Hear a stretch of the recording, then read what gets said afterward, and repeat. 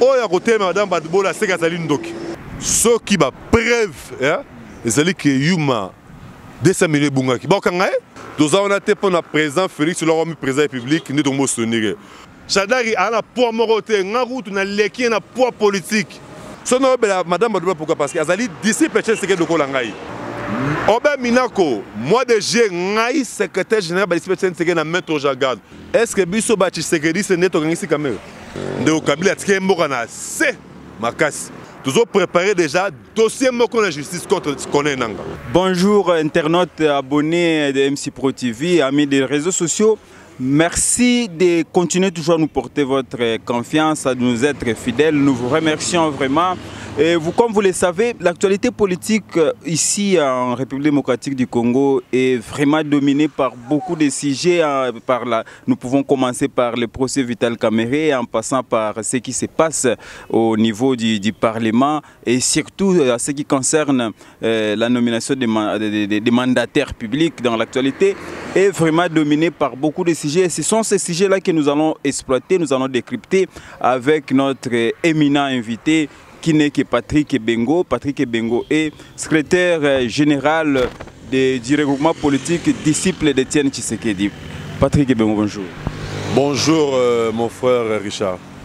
En tout cas Patrick, nous sommes très contents de vous recevoir une nouvelle fois sur notre plateau, le plateau de MC Pro TV. Boni Makambo.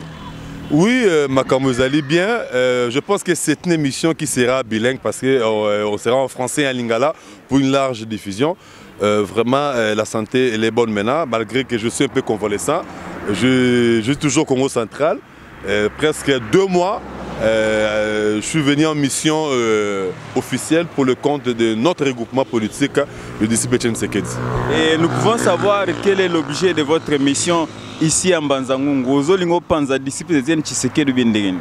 Oui, en fait, l'objectif de Nenge Bakonzi, Oya Ngai.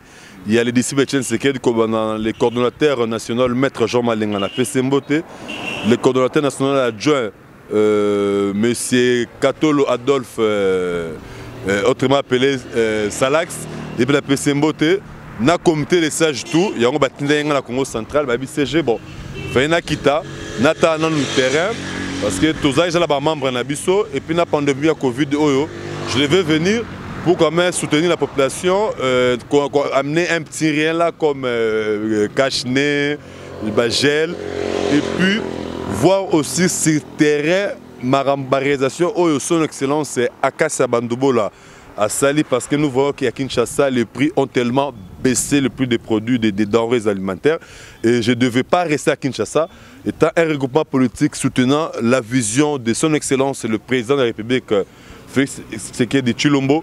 Je me suis dit non, on doit descendre sur le terrain. Comme le Congo central, on descend sur le terrain, voir réellement est-ce que Makambo Wabsabiso, la ministre de l'économie bleue et Kiti, et le gouvernement c'est vrai, on devait palper ça, ne pas rester seulement à Kinshasa, faire des questions politiques, faire sur le terrain, pour palper, et puis voir aussi nos bases, concertiser nos bases, et comme ça, la installation, moi, même, moi, l'installation, ma casse a été pour Mikolo Webi qui na état d'urgence n'engé zai décrété Mokozambo ko apexi ba rassemblement à plus de 20 personnes des moyens de sa activité minée zai prévu zai mais le col na no saka qui na roya awa je devais venir ici et après ici je serai la province de au niveau du Kwilu bande de nos villes qui coûtent et après je serai au Katanga toujours pour notre salaire au service peuple pour toujours notre salaire aux Alasima il y a le président de la République Fachi Béton Bic Rouge. Mais Patrick Ebengo, nous commençons à constater que comme il y a la flatterie, les disciples de Tshisekedi, mais les lots, et comme les disciples de Tshisekedi, Kingani, ceci, tout ça, c'est pas pour flatter les présidents de la République ou c'est réellement vraiment pour lutter, pour contribuer au bien-être de la population. Création, vous créez qui les disciples de Tshisekedi, pour quelles raisons? Et Bozo visez Nini dans le regroupement politique Nabino? Non. En fait, merci pour la question. Le disciple Etienne Tshisekedi n'est pas né de la dernière pluie. Hein. Donc, on n'est pas des opportunistes. Tous on a été pour notre président Félix Tshisekedi, président de la République, nous devons soutenir. Vous savez, Batebele, Blelo Baza, Tobo Ibangote, c'est le chef de l'État. Psito Bandara, le 27 avril 2012, on est sorti officiel, il y a les disciples Etienne Tshisekedi. Comme en tant que Asbel, comme Asbel, on a le 27 avril 2012. Donc, tout ça est sorti officiel. Bien avant, car 2 semaines avant, tu connais comment on a président Félix. On a commis président, tu as membre, il y a parti. Photo au couteau, la photo au moment que le président Félix est au milieu, Naza Moupanzi, secrétaire général. Il y a à l'époque Asbel Tshisekedi, Moupanzi c'est le coordonnateur national, maître Jean Malenga. Photo Ezali, à l'époque, le président Félix n'a même pas CGA UDPS. Il a un secrétaire national en charge de la rédaction extérieure à partir.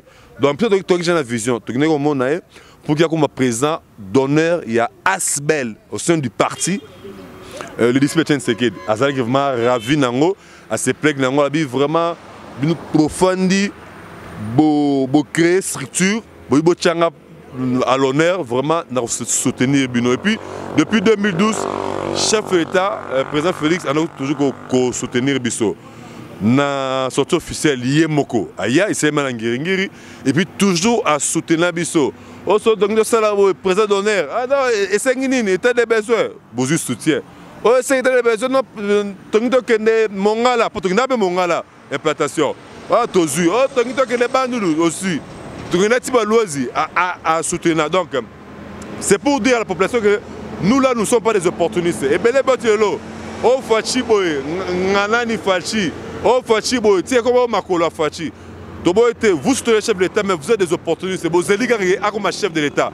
Mais nous, ma photo en haut, et mon ami, avant qu'il y ait un chef de l'État, il est dérouté. À l'époque, personne, mon maître, l'héros national, le docteur Etienne Tshisekedi de Moulumba, avec nous vivant. Mais biso déjà, les disciples ont existé, Papa Etienne Aïbaki biso. Nous allons entrer directement dans le vif du sujet, donc nous allons exploiter quelques sujets d'actualité. Mais nous nous en voudrons si nous ne parlons pas de l'économie. Comme vous le savez, la ministre Akassia Bandoubola a pris une série de mesures, notamment l'interdiction des barrières sur les routes nationales pour casser, diminuer le prix à Biloko. En tout cas, félicitations à Akassia Bandoubola, son excellence, pour la mesure où on a prix et bandiko kita. Mais on a Congo central, Patrick Bengo, ministre Akassia Bandoubola, a panzi ba mesure na RDC Mobimba. Yoza le na Congo central, qu'est-ce que vous avez constaté par rapport à la mesure Akassia Bandoubola, son excellence, a Zupona ko meka ko diminuer un peu pas si ba Congolais ce qui concerne les prix. Au constaté. Vraiment, merci beaucoup de mon Richard. Vous posez un moteur Mogitoko. Moni, son excellence, madame le ministre Akassia Bandoubola, n'a félicité la mesure Azur. Vous savez, période auto passée, c'est une période difficile de Ronangaï. Na pandémie de Covid-19, il y a des bisous qui ont et Boyumba Tebele, et puis qu'on n'ingissa vraiment l'économie mondiale. Mais tu notes un point positif dans l'économie nationale en Boknabiso, dans l'effort de Madame Bandoubola. D'abord, à s'investir ma cassi pour d'abord prix à carburant équitable. Grâce à la baisse de carburant, il s'agit que les lots, dans la crise, imaginez que non, avant la crise, il y a la Congo central. Au biso, tu sommes la cher. Mais dans la crise mondiale, il y a vous montrez que non, ils ont un miracle au ministre Sali. De photos bêtes, vraiment, félicitations madame la ministre. Vous savez, les produits agricoles, les lots, ça va pourquoi? Kabiré Kiti, à tous la Congo central, à tous la route nationale numéro 1. Vous montrez, Mitugozo Kita, Babilo Zoki d'accès à Kabiré Kiti, tomates, bandemi, Babilo, tout Fufu, Masangu. Tout est comme ça, pourquoi? Parce que Bilo est belé pour le belé na 4 fin fond la biso la Congo central là Bilo est belé mais pour et comme la chasse c'est tellement difficile na pandémie royaki donc ce donc batanga bakufa ndé gouvernement italien par rapport au ministère économique non tout qui s'en a pris à carburant avec carburant qui ti mon accès il y a biloko et comme facilement va commencer bazoya bazui biloko ezokende bango mpe esanti ke comment esema rapidement. Pourquoi? Parce que ozui biloko otengi mpe na primo ya bien ozui mpe bénéfice après okia susu osombi moki non bazovivre. Il a dit que madame a aussi un bien. Et puis, nous avons le ministère de l'économie, le ministère clé, le maman du gouvernement. Sur l'économie, déjà, à quitter carburant et boosté par le ministère Moussous. Sur le ministère de l'agriculture.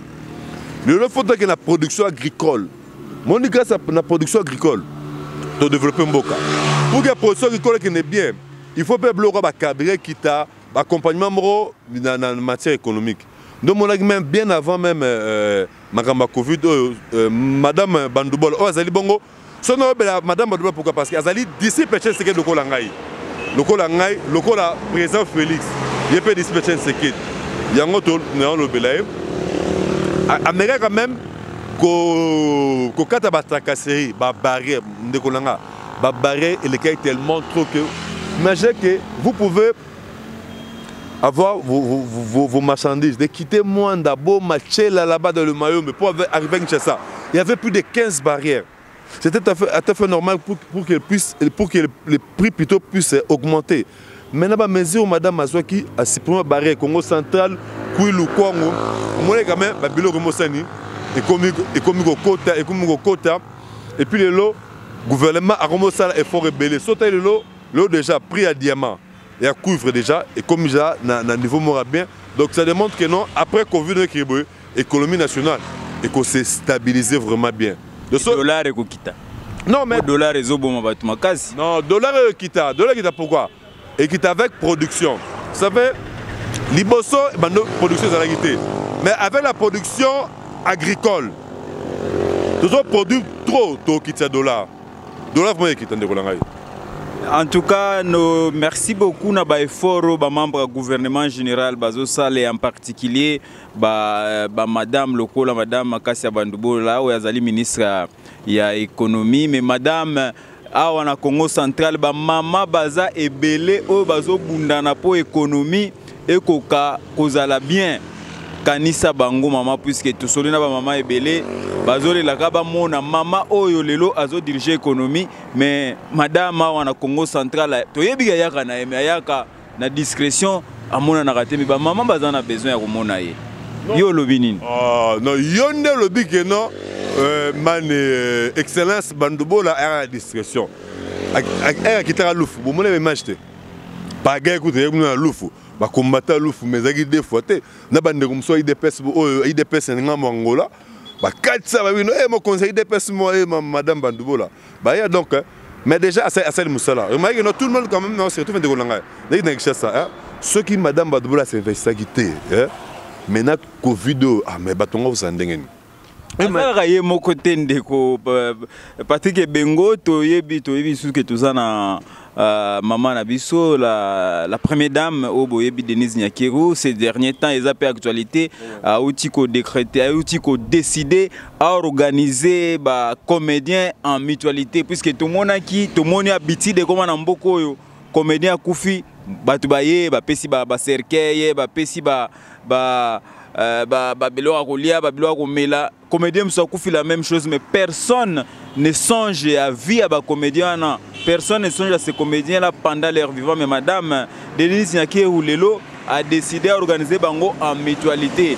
Patrick Bengo, Lelo, première dame, a créé une structure en mutualité pour les comédiens. Comment vous accueillir l'initiative il y a la première dame?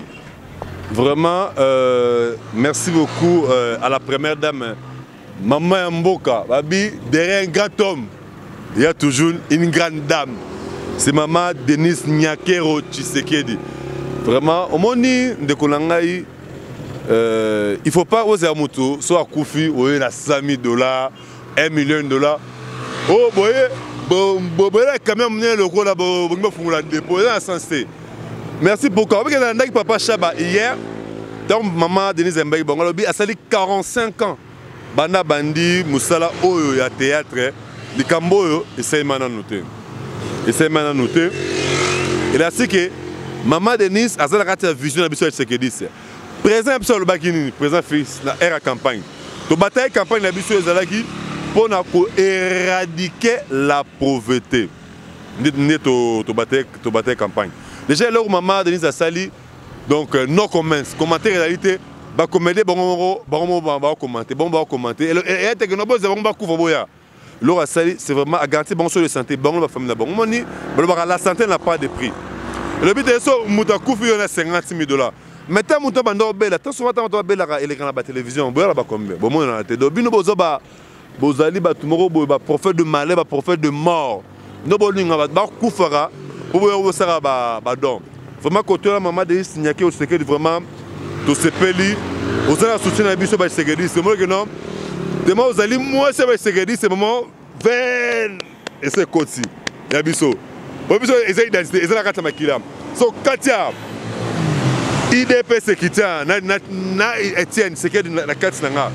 Etienne, c'est qui la Koufa, ma Koufa, t'es passé. Molu, mon la carte Nanga.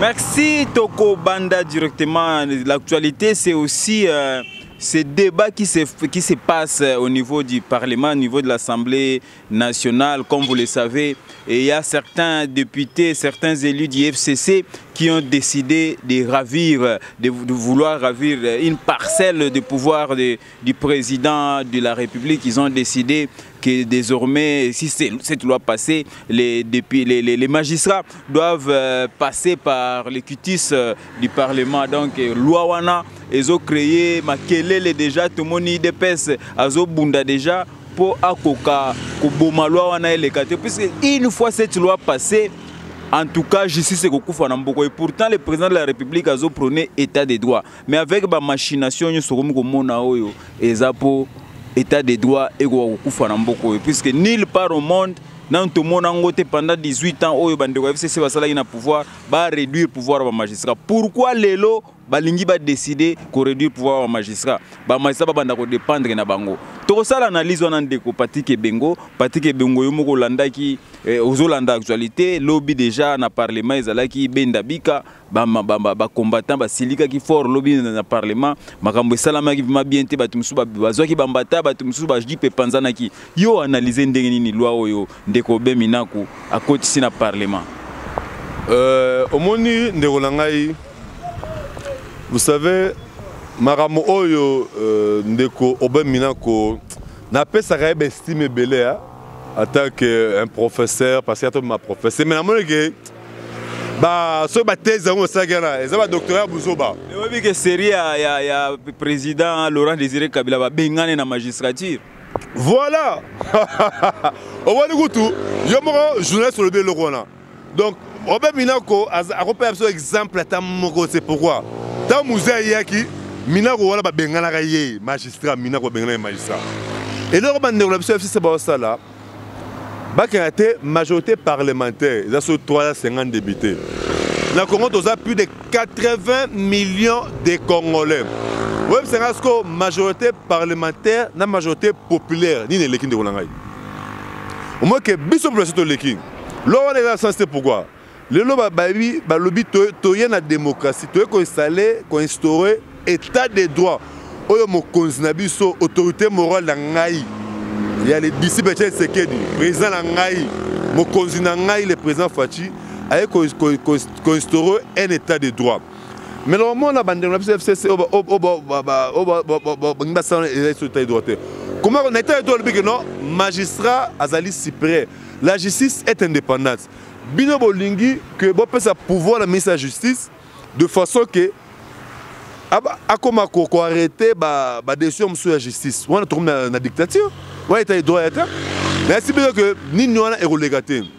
Ce qui bino a parlement madame abundo miko lexango. Moi lobby déjà bandero de pes ba yakit. Mais que bon non, il est pes bino bon confondre opposition le pouvoir té. Biso de bi nous sommes dans pouvoir. Tu combat pour sauter mais tu combat un mauvais système où il n'y a pas de pouvoir na biso. Est-ce que procès et les cas qui sont ngai pour a besoin de ngai Mr. Chabate oh mais c'est pas très bien poursuivre quand même la seule infraction. Mona yango ndeko Saïba zoko se permettre ko lubaki ba juge ba magistrat ba yande ko auditionner na ndako na ye aboyi ko se rendre na ba bureau magistrat c'est normal tout ça. T'es normal, t'es tout bleu à Pamba. Moi, je suis bâché pareil. Moi, l'on négocie, je fais ma sang. Et là, vous avez permettez-moi à terme, vous avez besoin pourquoi. Je ne jamais la justice. Souga, il s'est arrêté. Donc, Oben Minako, tu vas combattre et relégater. Et puis, je vous promets que non, Bissot c'est que déjà, mois de juillet, tu vas dans le Parlement.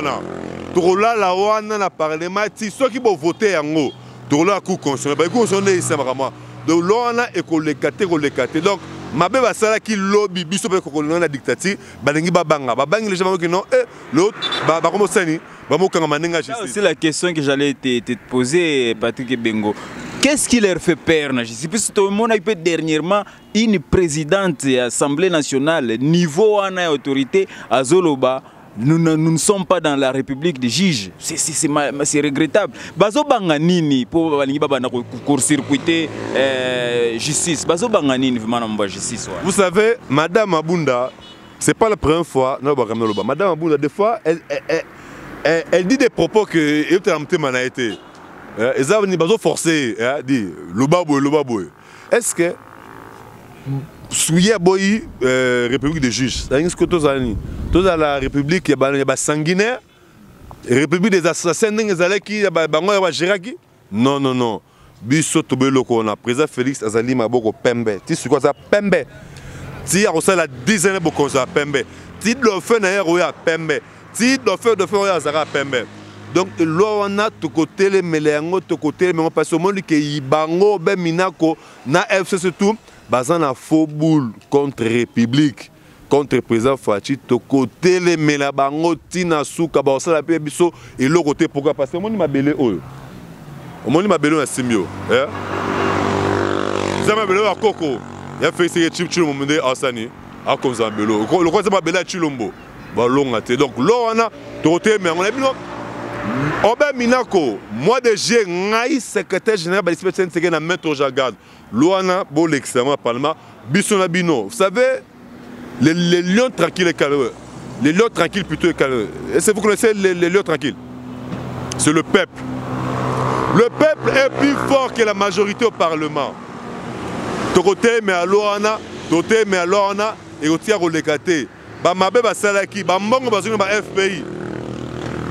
Tout va ça là qui mbongo tout va détourner ba kima wana eko simba ata mokete lo wana eko tia ko lekate. Mendeko Patrick Bengo, nous sommes en train de constater que bitumba bato bazo bunda contre lo wana ezakabino bandeko IDPS mais bozana ba allié musala na bangoni ni côté opposition to monata une petite déclaration ya ko boya lo wana tout monde ka IDPS ndazo ko se démerder. C'est que bozana ka hypocrisie na ka ba ya ka ba alliance na bino bandeko na bino INC tout monde te ba telemela lo wana bandeko mususu oyo ba ganga wa mingi ki bango bazo bundela peuple. Je cite les ndeko la muka tozo mona logo mo te tozo mona ka IDPS. Non, ezaka IDPS te les apporte pas la muka te mais na ki pen de bandeko la muka. Bango pe ba boyilo wana. Baza ba congolais malgré to kaboni kaka sur le plan idéologie politique. On dit surtout to za banamboka. Oza la muka, oza la UDPS, oza la nini surtout to za palu to banamboka. Il faut total intérêt en boka. Bandeko la muka vraiment la fester bango. Bon, on peut battre mais on a bien l'on est relégaté. Le tongo na landi na ba média mususu na radio na tongo awa que bandeko surtout suivi d'ailleurs ba ça qui conférence de presse. Boy pe lo wana. La bilo wana jamais relégaté. Et kotika relégaté jamais papa. Est-ce que ministre de la justice a comme likolo ya magistrat pour créer de colon. Au moins on a mboka ni ateur monde ko ngai. Oyo. Bonito ko suna dictature. Non, Oben Minako. Yoku ba bengana on a parlé Oben Minako. Ba bengana ka yoku non pas mettre na magistrature. Zape magistrat bengana ka yo. Donc, oza modèle et puis na ba doctorat no bozo mbanga bondo luka mo conseil no kabila mzeno ba dofe. Kuma ba guerre matata akile mbango docteur na une mboko na université IPC. Mabi mulumba boya ngo ba mina okuna. Oh docteur do bondo wela ki to ba ki doctorat na bino. Ezaki doctorat moko boye. Ya lokuta. Il y a le coup de l'eau, et on ne jamais. Mais le long de la justice, c'est vraiment important de la justice. Le long de directeur de cabinet à présent, Félix Antoine Tshisekedi, son excellence, à Kangami, le long en prison, qu'on a déjà plus de 2 mois en prison. bino batoye de pes bozoganga état de droit mais bandeko balobi état de droit c'est aussi kolandela Albert Yuma oyo ba 200 millions de dollars ezo peser sur bango. État de droit c'est aussi kolandela ba bénéfice minene minene bato basali na ba passeport. État de droit eza kolandela les 60 millions oyo ye moko ndeko gouverneur à Kinshasa Gentini Ngobila aloba ye moko mutatia isingaza aloba kimbuta 60 millions no justifié. État de droit ezali kolandela susu go pass bino bokosu aka na caméra. Est-ce que ezali poudre aux yeux te bozola sabat bokolandela pe batu mususu wana? Non, ndeko langai autour moi mabe. Pourquoi? Tant que lobby que bino bosu na caméra. Est-ce que biso bati sekedi c'est net organiser caméra? Au moins il procès il y a 100 jours tout le cas. Même hier lobby ba condamné bandeko ba Benjamin Wenga. Est-ce que c'était série à campagne? Président Félix allait quand même dans Top Congo. Aloba genot ceux n'a remis président de la République dans l'histoire état de droit. Justice à libre sam sanango. Ozala mwana mai na nga tanga na yo. Soro détourno bo yibi ko to yibi mbonga était basani. Justice na msana. Kamere devait prêcher na exemple le président Kamere as partenaire na biso to bataille campagne ensemble IDPS INC to bataille campagne ensemble biso sécurité na bango. Mais et ça li passi, à ça li soni. Olé 100 jours programme à 100 jours à chef de l'État. Il y a plusieurs volets. Volet tout, il y a vu Nabiso. Mais c'est fait que bande quoi tellement bangé esprit mabé, balingi, boche ba coq en jambe na mokonzambo quoi, a récité mission là, banosani. Biso tout on dit procès, banora yen c'est basengani. Procès à la public et à la diffuser à la télévision. Merci pour la bande quoi, il y a RTNC, mais qui va diffuser procès banda et bandeli. Tina Souka, tu l'as dit procès en direct. Bref, mon que Ndeko Kamere a détourné Mongo, a connivence na Jamal. Jamal ne pouvait pas faire tout ce qu'il a fait sans avoir la bénédiction de l'état du cabinet. Kamere aussi ne pouvait pas faire tout ce qu'il a fait sans avoir la bénédiction de son chef. Non! Voilà, tu as posé une très belle question. Les chefs, le problème c'était quoi hein? Les chefs là pour le développement du pays. Kamere a initié un programme de 100 jours. Hein? Chef, voilà ce que nous allons faire. Sur le plan santé, agriculture, environnement, voilà, jeunesse, tout cela. Les chefs un peu se confiance. Ils ont dit peut-être le ministre de le cabinet. Non, mais c'est bingo. Et dans le programme Roboé, dans 100 jours, nous avons to attaquer là nous pour na to kangamo mabulo ye bandeko biso oyo ba gérer avoir ndeko Kabila atike mboka na c'est makasi président et aki amoni do ça ba après cette libération de fonds mais ba fonds ne bimi et que ça musala ngote Kamere na Jamal ba détourner ba fonds et commis donc oh Jamal connaît Kamere connaît pas Jamal mais vous connaissez pas comment mais Massaro et comme donc on a 100 mètres, 1000 mètres, il y a pas. Donc, Ndeko Kamere, vraiment, il y a moro à quoi il a filé na elle. À l'oba qui est état de droit. Il n'y a pas de opposition. Ton numéro de passe, d'un coup, tous Sphinx mettre la biso à Boyara en 2011. Second numéro, mettre habité, bon numéro, caméra, tout ma bête. N'a pas si mettre dans la réseau, tiens, c'est que de Moulumba, le docteur, héros national. Azara a raison. Politique d'ouverture, nouvelle diplomatie, il y a le président Fachi Bec Rouge. Abissa va bon, ouverture bonne souboya. Soyez l'intérêt en boka. Donc il est pour l'amboka. Mais président Félix Bobo Santé a Tchakamboka na maboko Nzambe na stade. Bien éternel. Mon problème pende angwana président Félix a dirigé pays logo la ka passer à Philadelphie. Biloko wana ndezo bo mamboka. Botikali na 2 ans, eza soumingité. Yo kande rolangai. Mokonzamboka, c'est pas révélation spirituelle. Mokonzamboka a checké mboka na mboka éternel désarmé. Siko Kamere obimi contre ngo trahi mboka. Éternel zama mission en poisson. Siko bisangani. Mais c'est le problème pe angwana siko le lobby no bozu caméra botier mu panzi. Justice n'est qu'une caméra bisoté. Toye bindenge mangamboko etambola. Le président de la République. Merci président de la République là nous le félicitons puisque toye bi que dans les temps ils allaient rappel moi directeur moi conseiller moi allez magistrat tika mutwana mais etika le conseil maté. Félicitations au président de la République. Mais ça, c'est une décision judiciaire qui a été prise. Mais sur le plan politique, vous sentez-vous capable de vous battre seul? Donc, qu'est-ce que tu as? Il y a une question. Vous savez, la plus grande université politique dans notre pays, c'est l'UDPS. Mais beaucoup, en 2000, on a 2018, vous n'avez pas été capable de rafler, il y a une majorité dans le Parlement. Malgré que vous êtes une machine, vous n'avez pas été capable de la majorité. Vous avez à peine moins de 50 députés dans l'Assemblée. En 2023, vous avez la présidence, le Parlement, le niveau sans appui à l'INC. Voilà. Non, combattre notre Kozoa. Vous savez que vous avez Parlement, vous avez présidence. Le Parlement, le FCC a n'importe quoi. Là, nous devons nous le dire, n'importe quoi dans le pays, puisqu'il y a le lobby qui est plus fort. FCC, plus de 350 députés. Bino, vous avez un cash, vous avez beaucoup de santé. Beaucoup en 2023, la majorité des parlementaires populaires. Au moins, l'élection, l'élection au premier Zakinin. Si vous avez une élection, la population, c'est les mecs qui ont Kabila. Il y a les mecs qui ont Kabila. Les mecs qui ont la population. Quand vous avez une élection, vous avez déjà une Chadari. Il y a déjà une malédiction. Il y a qu'à la Chadari. Donc l'élection, vous avez bêté mon président, vous battre chez Zate.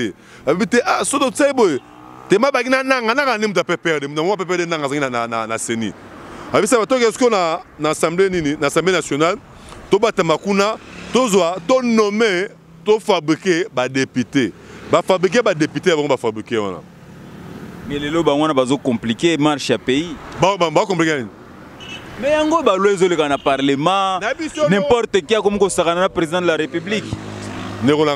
Nabiso lowana ekolekate si mabele o pamba te mabele chilo mona konza yango lowana ekolekate soki madame abunda lekisi yango biso tola na parlement déjà na bigeno déjà bon c'est OK j'en ai accès ça moi déjà biso tola na parlement à part parlement wana ku constitutionnel a okase yango ekolekate so balingi kimia na mboka Mina quoi fond équipe mina quoi le bagani t'as pas ça réunion là-bas au secrétaire bino et maintenant si on perdait le pouvoir quel sera notre sort yes siko alela sonne zanine siko yem d'alela sonne zanine siko asenga lona ameka lona siko akoye ba sornae. Nous allons parler aussi à Elo Komoko soulevé Ndeko Patrick Bengo. Vous venez de soulever la problématique de la CNI, la Commission électorale nationale indépendante. Les lois traitation au Salema déjà oyo malonda oyo abimia bakomi ko plébiscité azamutu mo bazo soupçonner Jacques Azamutu a perdu. Vous avez vu comment aussi les églises catholiques et l'église du Christ au Congo se sont retirées à la tractation. Mais bazo perdre bani déjà ko luka moyen ko contrôler CENI bozolo ba elo côté. Mais lobby, ceux qui bagent à 2018 et ça, vous allez vous en prendre à qui? Moutabatami, avec qui on a maillé. Et puis, là-bas, il y a un senior. Malon, on a un siège qu'on prend un senior. Moutou, Kimbangis va soutenir. Une personne qui n'aime pas Kimbangiste, il n'aime pas de la confession Kimbangiste. Mais bien, on va soutenir ça. Et puis, Malon, il y a une pièce maîtresse. Mais c'est ce qui nous étonne, bozolo ba elo côté, magamba malo malonda matazo ba rien. Et ouais, comment trop tard? Non, comment trop tard, n'a pas na biso que non. Population congolaise, bozala kimia ba peuple congolais, ata bozana diaspora partout dans calme, malonda wana akofanda na senité.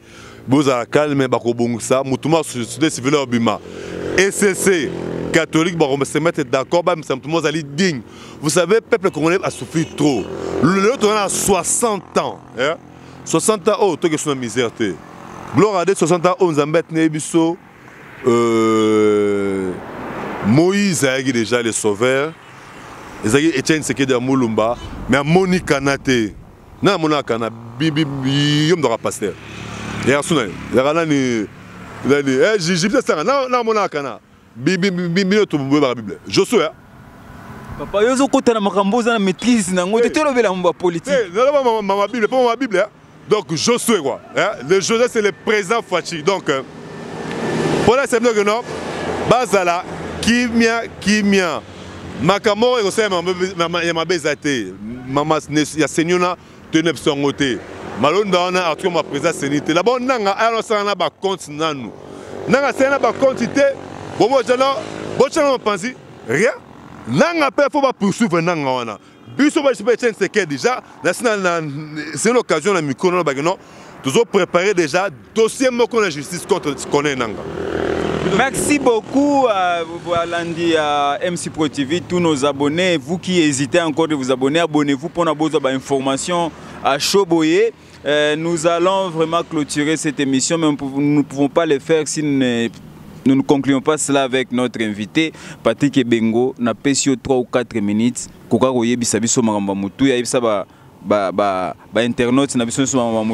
Concernant l'actualité où ils ont prévaloir les lots, IDPS Azo Kansanini et qu'est-ce que IDPS compte faire pour bloquer toutes ces machinations qui se font pour empêcher les pays d'aller de l'avant. IDPS comme mon parti politique et les disciples comme mon regroupement politique, on a dit secrétaire général, nous sommes congolais, base à la calme. Tout le monde n'a pas monaté, base à la kimia, tous on a pouvoir. Président Félix a un intérêt à peuple congolais. Beaucoup déjà que non, Bané a eu pouvoir. Et d'ailleurs, Naza ko lancé son opinion, tout na presse, nous sommes bakino. Quand on a la carabino, même la chaîne MC Pro TV à Keno, le 30 juin, sauf imprévu, tous on a maman na conférence de presse. Un confinement, oui. Non, mais conférence de presse, c'est Pexi confinement. C'est né de cette émission, confirmer Pexi émission. Conférence de presse d'ici 5 années, au fond de la réflexion, 60 ans d'abord, il y a indépendance, il y a RDC, et puis tu as bossé 2 ans, il y a président Fachi, et puis dans la Cameroun, qui t'a expliqué l'économie. Banda, Mada Bandoubola a eu ministère économie, si les 30 juin, au sa conférence de presse, n'est c'est pas économique. Président Fachi Moussala par rapport à Madame Bandoubola, malgré Covid-19, tu as expliqué la population calmement l'étranger. Donc, bilan d'ambition est vraiment positif. Boz à la Kimia, Moussala, les éléments Salema, tout le monde à niveau économie. Oh, il y a côté Madame Badbola, c'est Azaline Doki. Azaline Doki, tout ce que maman, on a Azali Kosala, Moussala, Naïmo, qu'on a Azali na Congo central. N'a pas fait habité. Oh, Babi Badbola, après Kiti, qu'on a habité, Nakita, la bande, parce qu'après, on a une bande de ville. Donc, les bandes va tourner à ici, Betchen, c'est que les bandes de Nouville, les Congo central, les bandes de Nouville. Donc, Madame Bandbola, vraiment, félicitations, son excellence. Continue à Moussala, a impacté plusieurs secteurs. Industrie, tout cela, couvre-le, allez bien. Tout le monde est là, le Front congolais, et se comporte bien. Le Front congolais peut continuer à monnaie dans le marché international. Le lot, en ligne, au Rosa la Bacha, la Front congolais, aux États-Unis, au Japon, au consomme la Front congolais. Tout on a Makassanan, il y a l'économie nationale Madame Bandoubola. Donc, le 30 juin, le 30 juin, au Bangé, la conférence de presse, il y a les disciples Etienne Sekedi. Il y a 60 ans, il y a indépendance. Tout ce qui est 60 ans économie et Salemi, il y a 2 ans, il y a Moka, 2 ans économie, 2 ans social, 2 ans Moka. Merci maman Denise Nyake Sekedi, au semi comédien. Comédien va s'appeler. C'est pour une première fois, il y a Mouta Koufi. Oui, na mutuka munene. O tena o pesa 55 pour commander ya kufaki. C'est que yono nga ba commander ba dae. Maman Denise Nyake Otsekedi vraiment première dame coup de chapeau to sepeli ba combattre tout tozala kimia. UDPS viva. Tozala kimia. Donc ma soleuse ali kimia. L'orbe mina ko relekate lobby na fait tous les combattants félicitations de Bogna parlement. Balbe ali parler du peuple. Les abisso. Ceux de CP étaient tokende toko siéger na parlement na zonga mukema molobaki ya yuma sobo landi même na émission na sanga na chef minonan de ko Job Ngongo na lobara ni que non l'excellent Joe Bingongo. Ouais, excellent Joe Bingongo on a PCP Mbote malgré alinga manga son émission les polité ah banga bino Patrick Bengo yo ba vérité moko ba côté ba Shadari oboto la émission ti bozo boto langa déjà émission ozo boto langa émission olobini pona mabe yuma to ko silisa yango te écoute na saki vidéo moko boy na kebisaka Shadari na bisaka Shadari yo o ba que non on déstabiliser mboka pona yu sobokangi yuma. D'abord, Shadari a un cadavre politique. A un disciple de Tshisekedi, tout ce qu'on a, un secrétaire général Bango. On n'est pas disciple de Tshisekedi, on a un président Fachi, président Martin Fayouna PCP Mbote. A un disciple de Tshisekedi. A un disciple de Tshisekedi. Mais Shadari, tout ce qu'on a, c'est un cadavre politique. Il y a des oubliettes. Il y a tout le place à déstabiliser Mboka. Si il y a Shadari, sur la boule à rébellion, Shadari, Shadari. Il s'est arrêté. Mais papa, Albert Youma, Albert Youma, 200 millions, tout le monde qui est dernièrement à Bengi Maître Gims, 100 000 $. Moi, on a giflé, général, ça l'a fait, moi, au Saranaté, 200 millions. Bozolande la Rad Jamal, moi, 50 millions, mais 200 millions, Bozolande la Théologie Nini, aussi, c'est l'émission pour la Shadari. Albert Youma, dossier, c'est la justice. Justice ensemble, ça, ce qui va preuve, c'est que Youma, 200 millions de bungaki. Bon, quand on a Shadari, a Rosala et l'oroté. Shadari a la poids moroté. On a route, on a l'équipe, on a poids politique. A Rosala et l'oko, mokoté, il y a mokoté. Donc, Yuma Nengazana, ceux qui s'avéraient, il s'est arrêté. Auto abazo bon à FPI, bozebe d'abord Minako. Tata na ya azorambon na FPI. Yé mora zambo na FPI. Armo banga blora FPI asabo. Oben Minako. Mais j'ai ça ba benga là-bas. Il y a que nous tous arrêté, na beaucoup devrait stratégie tout. Mais ça va tout que non, tous a derrière vision il y a président Fachi, Simanae, tout ça là confiance. Et ça pour la première fois président Tobi chez Bango. Et il y a Patrick Bengo, son président baby mère na non, ma bébé Bengo. Il y a dans ça ni abota Patrick Bengo. Ouais non ma mars abota baby chez Bango ba kasanga ba ali. Baba chik na nga no batanga Patrick Bengo place mo ba Josué Mbongo na massa na ngai azala peut perdre Josué Mbongo to tangane ba chik moko akada peut perdre a amigo mandataire a yebi ba massa belé bali président Facha massa batanga chik bango ye basé ba massani président Facha tobi chez bango ezelengi to ba président origine président était président moko bo passe milak bo yebité et en sens mais le lot est marmonaté, tu es marmonaté, tout recadé, non, ce beau mekim baimbai, bientôt en machine, bicourou jali, président Fachi, tu écrasé bango, au toi contre bonheur et peuple congolais, tu écrasé bango, mais nous espérons pas décider tout le non, rendez-vous ali sauf prévu le 30 juin, nous allons na mo la conférence de presse, tu brosser 60 ans. Il y a indépendance. Déjà, le président Fachi, nous avons expliqué la conférence de presse, on a économie nationale et le tambola, grâce à son excellence, à Kassia Bandoubola, Nenga Sali Moussala. Merci à mon coordonnateur national, Maître Jean-Mal Lenga Passé, Yem Dasinagi, hors de mission pour Naya Awa. Merci à coordonnateur national, M. Katolo Adolphe Salax, Bangonde va passer confiance. Je vais faire frais de mission parce que ce n'est pas facile, mon frère. 2 mois, fondre la bouteille, ou venir, presse, tout ça, un peu de mission. Donc, pour vous dire que non, les dispatchers, c'est que tout ça raté, non, mais tu n'es pas fatigué. Merci beaucoup Ngapé, merci à l'équipe, la Dream Team, l'équipe de rêve constituée d'Égyptiens Sanga, Joe Bingongo, Richard Mwapoul, Nabandeko Moussoussou, Freddy Mambela, Jean Louvanga pour la confiance et surtout pour la cohésion dans l'équipe. Boyoki, en tout cas, Tenzaï Mouké, Patrick Bengoazana Mambo, belé à expliquer, mais tu as numéro par numéro, ils ont 4e numéro de Patrick Bengo. Dans la conférence de presse et nous vous promettons avec les concours et son excellence Kassia Bandoubola, ministre économique, concours à Bandekonabiso et disciple d'Étienne Tshisekedi à partir de la secrétaire générale, nous allons la conférence, nous allons l'émission sur cette conférence. Nous vous promettons que prochainement, nous allons informer avec les concours et partenaires. Nous vous disons merci d'avoir prêté votre oreille à cette émission. Nous vous disons merci d'avoir braqué vos yeux sur vos téléphones pour suivre MC Pro TV. Et le retour au Sengabino Kakabo s'abonner massivement pour information et quoi panzana. Tu as vu que bisous tozali miroir nabino tozali. Hey, oyo tikala na mbanzangu pona ko informer bino bandeko bozali banda na évolution mbanzangu. Nous vous disons merci vraiment ya ko pesa biso confiance na bino to kutani prochainement na émission mosusu.